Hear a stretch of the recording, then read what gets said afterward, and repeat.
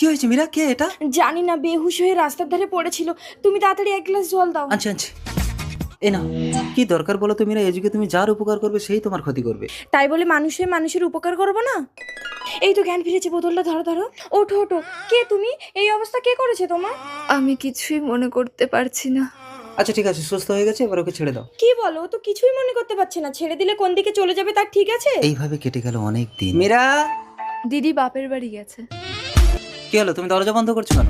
রক্ত মাংস গড়া শরীর তো, তাই আর সহ্য করতে পারছি না গো। অপরাজিতা, তুমি ভুলে যেও না তোমাকে রাস্তা থেকে তুলে এনে আমার স্ত্রী এই বাড়িতে জায়গা দিয়েছিল, আর তুমি তারই পিঠে ছুরি মারতে চাইছো?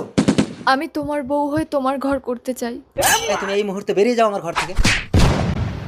তুমি কিন্তু এটা ঠিক করলে না। ঠিক আছে, তোমার যা খুশি করা করে নিয়ে যাও।